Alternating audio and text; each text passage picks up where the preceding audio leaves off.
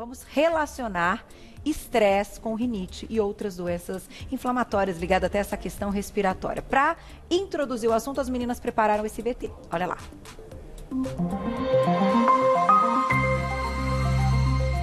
Pessoas estressadas têm mais chances de desenvolver alergias quando comparadas às pessoas com cotidianos tranquilos, afirma um estudo realizado pelo Departamento de Alergia e Imunologia da Universidade de Mississippi.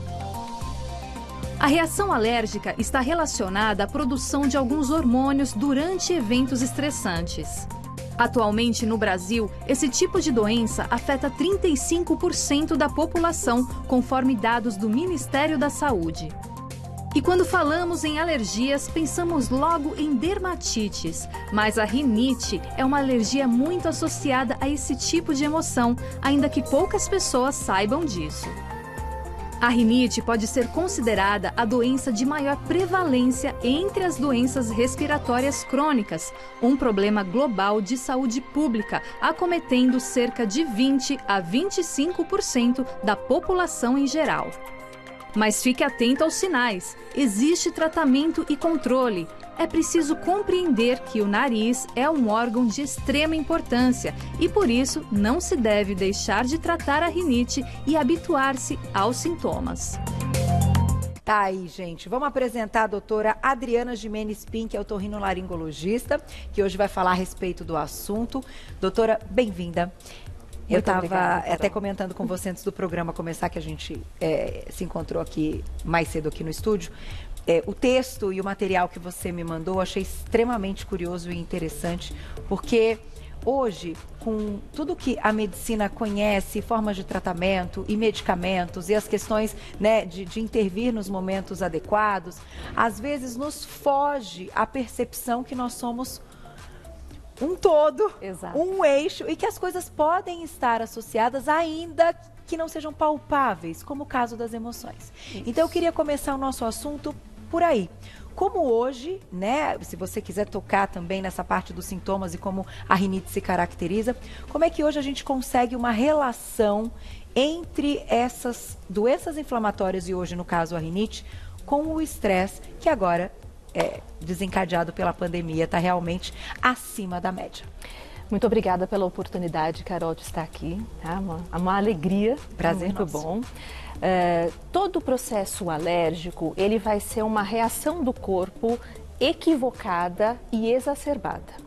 Então, a gente pode ter algum estímulo que não seria tão deletério para a pessoa e o corpo faz uma reação, entende aquilo como se fosse algo muito ameaçador e faz uma reação extremamente intensa. E aí a gente vai ter os sintomas relacionados à alergia. Então, no caso do otorrinolaringologista, a gente acaba tratando os sintomas relacionados à função do nariz, a rinite. Né? Certo. A rinite, ela é uma nomenclatura que a gente vai ter para alguns tipos de sintomas nasais. Então, quando a gente tem uma congestão, quando a gente tem prurido, quando a gente tem coriza, espirros, essa rinite ela pode ser uma rinite infecciosa, no caso de bactérias e vírus, mas a gente tem o que é mais conhecido pela população, que é a rinite alérgica. Você vai ter um fator desencadeante, muitas vezes inalatório, e a gente estava conversando sobre a parte alimentar também antes de começar, e aí você vai ter o surgimento de todos esses sintomas. E algumas pessoas também vão ter essa sensibilidade com mudança de temperatura, com alimentos muito quentes, com alimentos mais condimentados. Todo processo alérgico, ele vai ter essa base emocional. Né? Então, as emoções, elas acabam, muitas vezes, desencadeando uma crise, potencializando uma crise. E no que a gente está vivendo hoje em dia, com esse estresse tão grande, com essa questão de ansiedade, é claro que esses sintomas todos alérgicos e de rinite vão ficar muito mais coloridos e muito mais presentes. E neste caso, doutora, para relacionar as duas coisas, vocês enxergam questões hormonais também envolvidas? Então, quando a gente fala do estresse, é a forma da cascata, né, que ele vem do que a gente libera como parte hormonal importante e que isso pode desencadear mais as alergias? Sim, a gente pode ter, né, na situação de estresse, a gente realmente tem.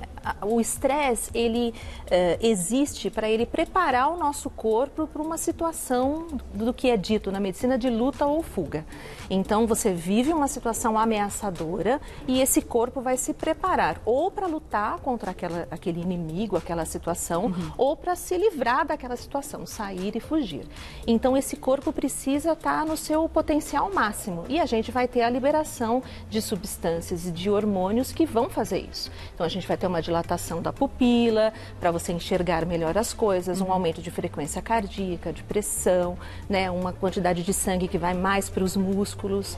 Isso deveria ser algo pontual. A gente vive aquela situação, passa por aquilo e isso regride. Okay. Mas antes da pandemia, a gente vivia essa ansiedade do futuro. E agora, realmente, a gente vive uma circunstância ameaçadora. Sair de casa é uma batalha, é uma luta, né? Sim. Ou voltar para casa, se você vai contaminar alguém ou não. Então, está muito mais presente, né? E mais constante essa questão de hormônios e substâncias estimulando o corpo e desencadeando variados sintomas e, entre eles, as coisas da alergia mesmo. Falando especificamente de rinite, você comentou tanto a pessoa pode apresentar uma rinite crônica alérgica, né, que dependendo do gatilho aquilo vai surgir e vai se manifestar, ou também uma rinite ligada a uma questão até infecciosa de bactéria. Como então hoje vocês, a pessoa, obviamente, estou fazendo essa pergunta, porque as pessoas em casa manifestando alguns sintomas, a questão do Covid ela é tão presente que o primeiro momento a gente vai achar que é Covid, quando você está vivendo uma pandemia. No entanto, as pessoas que se conhecem e já têm um diagnóstico da rinite, falam, não, eu sei, eu estou com a minha rinite atacada. Vamos, né? A frase é mais ou menos essa. E outras que não tenham e que também não estão com Covid podem apresentar uma questão infecciosa. Então, doutora, eu queria falar um pouquinho sobre esse cenário, até para o pessoal de casa ter uma luz e conseguir entender um pouquinho da situação e até separar as coisas, porque se chegar alguém aqui no estúdio espirrando, todo mundo vai olhar e falar, opa, não, mas calma, né? E às vezes é a rinite crônica que está numa crise. Bom, quando a gente tem a rinite alérgica, a rinite vasomotora, a pessoa já conhece. Isso não começou nesse momento, não começou no último ano, é algo presente desde a infância, desde a adolescência, então a própria pessoa se conhece. É claro que essa pessoa também pode ter contato com vírus e bactérias e fazer a rinite infecciosa. Principalmente na questão do vírus, você geralmente tem uma doença sistêmica. A gente não tem uma coisa localizada só no nariz. Você vai ter um mal-estar geral, você vai ter quadro febril, vai ter associação com outros sintomas de tosse, de dor de garganta, né? E é esse feeling que o médico precisa ter. Então, na verdade, o paciente, quando ele percebe que tem os sintomas, ele deve procurar uma ajuda, né? Porque só ficar em casa e tentando a automedicação, etc., não é o suficiente nesse momento. Quem vai saber direcionar se de fato é uma coisa ou outra é o médico e, infelizmente, a questão da pandemia, o agravamento que a gente está observando tem afastado as pessoas dessa ida ao médico, né? Exatamente. É muito estressante você ir a um pronto-socorro, ir a um lugar lotado, né? Se você tem os sintomas respiratórios, diretamente você já vai passar naquele local para Covid e não necessariamente você tem a Covid, né? Então, assim, é interessante a pessoa não supor coisas e realmente, se ela não está se sentindo bem, procurar ajuda. E mesmo para o médico, ele vai ter sintomas que são mais característicos da Covid, né? Mas que ele vai ter sintomas característicos, mas às vezes ele vai precisar de um exame específico, tomografia ou mesmo sorologia, o PCR, etc. Ok, vou colocar já perguntinhas do público e vamos falar um pouquinho de alimentação também. Quem quiser, aproveitem. Na tela quem escreveu pra gente. Obrigada, Adri. Beijo. Que foto bonita. Ficar com o nariz congestionado, com a sensação que o ar não passa, é causado, então, pela rinite? Essa questão do nariz congestionado. A gente também tem algumas questões de sinusite, tem gente que tem os dois, o que não é incomum, né? Não. Acaba vindo tudo relacionado. Não é uma sensação, é algo objetivo mesmo, né?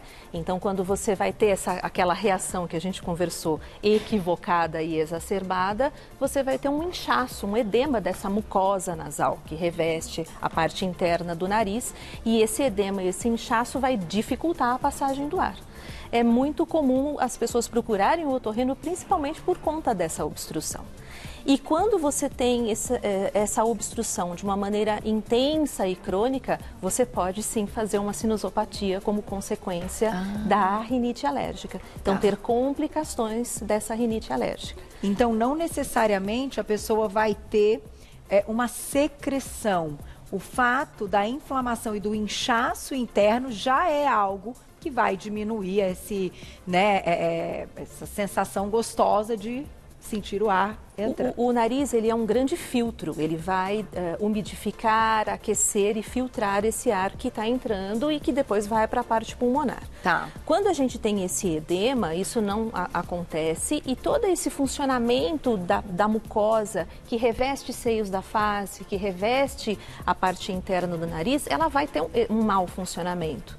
Fica ali a coriza paradinha, a mucosa não funcionando direito, bactérias oportunistas se instalam e a gente tem um processo infeccioso em cima disso. Aí vem a imunidade e aí vem a secreção. Aí vem a secreção, dor de cabeça, né? Eu vou colocar já perguntinhas do público, doutor, e já você fala dessa questão da imunidade, que é algo que a gente está tão focado neste momento, né? De mantermos a saúde no que podemos fazer, né?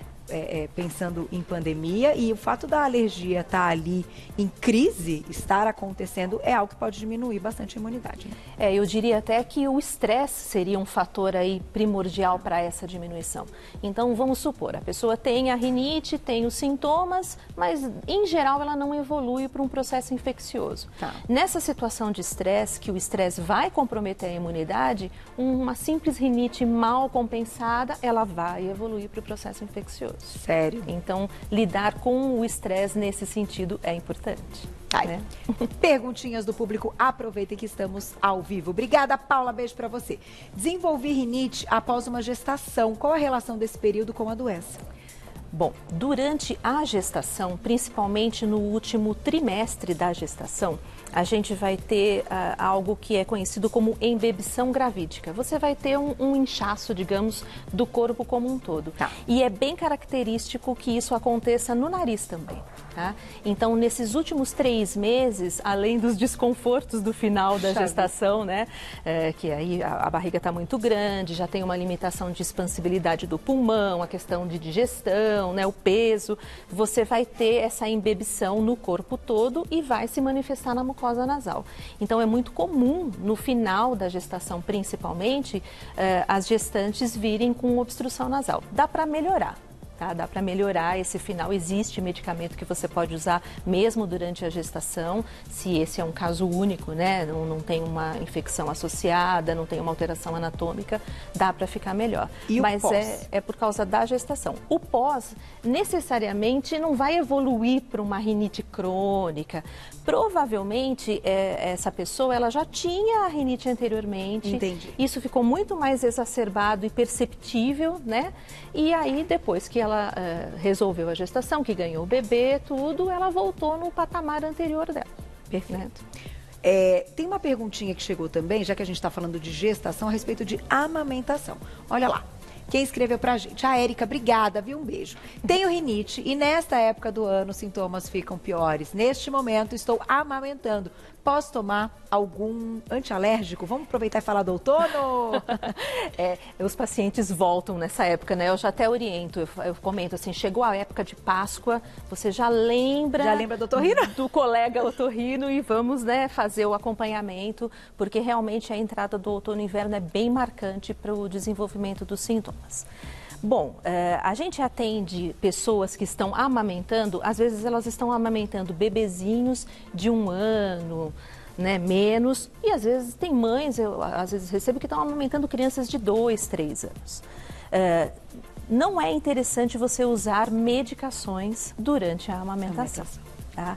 Então, seria interessante para a pessoa que está amamentando fazer um controle ambiental, que é aí o padrão ouro para o controle da rinite. Tá. E o que ela pode fazer nesse momento talvez seja a lavagem com soro fisiológico, lavagem nasal. E, claro, procurar uma ajuda, né, de um especialista para entender exatamente o que está acontecendo e o que pode ser feito naquele momento. Mas, por conta, eu não recomendaria o uso de antialérgicos, de medicações tomadas pela boca para poder compensar essa rinite, E principalmente ainda se o mais bebê é pequenininho. sem orientação, né? Não é legal. Agora, doutora, quando você diz essa mudança do ambiente, quais são os cuidados primordiais que a gente tem que ter agora que a gente está até mais em casa, né? E, enfim, que a gente precisa não só manter uma limpeza e higiene por outros motivos, mas que pela questão da rinite também, né? O mais comum são as coisas inalatórias que vão desencadear esses sintomas. Tá. Então, manter uma boa limpeza do ambiente, um ambiente ventilado, um ambiente sem umidade, sem pontos de bolor no quarto, que às vezes é comum, sem muitas coisas que peguem pó, poeira. Então, o que acontece muito quando a gente conversa no consultório? Às vezes tem umidade no quarto, às vezes é aquele quarto que a pessoa guarda infinitas coisas nos guarda-roupas, em cima do guarda-roupa, ou tem cortina, tapete, carpete, enfeites, e tudo isso vai concentrar os ácaros, né? E fazer aí o aparecimento dos sintomas. A gente tem na entrada do outono e inverno algumas coisas. A principal delas é a mudança de temperatura. A gente tende a ter um confinamento maior, mas o que é muito interessante é que as pessoas pegam aquelas coisas guardadas. As blusas de frio, as cobertas, não é isso? E aí a gente começa a usar e começa a ter os sintomas da rinite. Então, higienizar essas coisas antes de pôr em uso seria o mais interessante. Aquele solzinho. Um solzinho, ou então realmente lavar, mandar para higienizar mesmo, para tirar essa coisa guardada de alguns meses. Boa dica. Perguntinha do público que escreveu pra gente na tela. Obrigada, Gabi, um beijo. Crise de rinite alérgica pode desencadear também crise de asma? Sim, existe essa associação e às vezes a asma vai ter um controle mais difícil quando essa rinite não está compensada. Então você pode sim. Se a gente lembrar o que a gente estava conversando do nariz ser um filtro, então se a gente está com o nariz todo congesto, com coriza, com prurido, e você usa uma respiração pela boca e esse ar vai entrar sem ser umidificado, sem ser filtrado, sem ser aquecido, você vai desencadear a parte brônquica sim. Puxa vida. Então existe essa associação e precisa ser tratado junto. Mais perguntinha. Obrigada, Sandra. Um beijo. É verdade que a partir do momento em que deixamos de consumir alimentos derivados, né, que tenham aí lactose, a rinite melhora? Tinha certeza que ia surgir pergunta de alimentação. Eu já tinha comentado com você antes do programa. A gente estava conversando antes que sim, né? Geralmente as questões inalatórias elas são mais evidentes, mas a gente pode ter sim as questões alimentares fazendo com que apareçam os sintomas nasais. Então a gente estava até conversando a respeito de um adolescente que eu acompanho. Ah lá, a doutora, né? Tem casos também. Isso, e que ele tem essa intolerância à lactose e a adolescência é uma época de conflitos, né? Eles têm uma resistência a fazer às vezes o que é recomendado, o que seria melhor para a saúde. Então esse rapaz às vezes faz os seus abusos de leite e derivados e ele aparece no consultório com o nariz completamente congesto, escorrendo. Que coisa. A gente entra com o tratamento, né, para melhorar esses sintomas, mas na verdade não consumir a lactose seria o primordial, tirar a causa. Né? Nesse caso, até, doutora, da lactose, que é uma intolerância, muita gente faz o uso da enzima para conseguir melhorar o quadro. Então, nesse sentido, a rinite também pode ficar até estabilizada, caso a pessoa reponha a enzima. E não abuse tanto, né? Porque também o corpo não dá conta. Exatamente. Vamos colocar mais perguntinha do público, mas aproveitem. Rosana, obrigada, um beijo. Fiz uma cirurgia para retirada de pólipos e acabei perdendo por completo o olfato há mais de 6 anos. Algum tratamento para voltar ao olfato? Puxa vida, Rosana. Complicado. Bom, quando a gente tem uma obstrução do nariz, a gente já pode ter uma diminuição do olfato por conta disso. O ar ele precisa entrar na fossa nasal, ir lá para o alto dessa fossa nasal e entrar em contato com o nervo olfatório para a gente perceber, né? Então, provavelmente já durante a polipose, né, que é uma doença que vai ter uma alteração da mucosa e que vai trancar muito o nariz, provavelmente ela já teria alguma dificuldade para sentir o cheiro.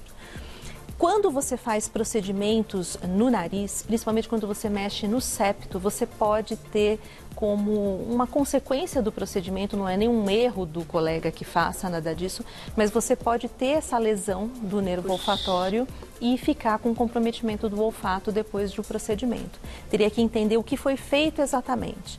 A polipose, ela é uma doença que acomete fossa nasal e seios da face. E às vezes ela é muito extensa e você precisa fazer uma cirurgia ampla, de limpeza mesmo dessas estruturas.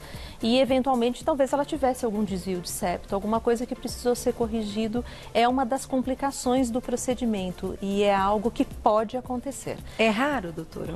Não. Olha, depende muito do tipo de desvio, da alteração que o paciente tem no nariz. Às vezes, para você abordar a alteração, você tem um risco maior de ter o comprometimento desse nervo olfatório. O tratamento, hoje, por causa da Covid, tem sido estudado muito a questão da anosmia, né, de como você investigar o olfato, como você medir esse olfato, como você tratar disso, né?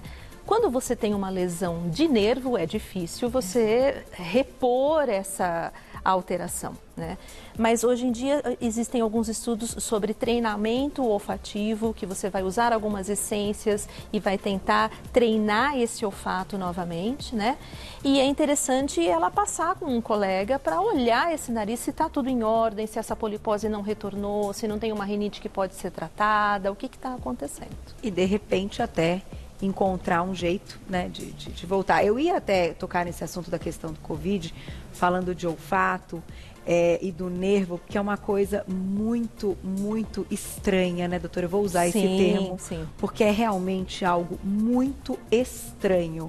Eu tive e eu perdi o olfato, eu fiquei exatos 30 dias sem foi rápido.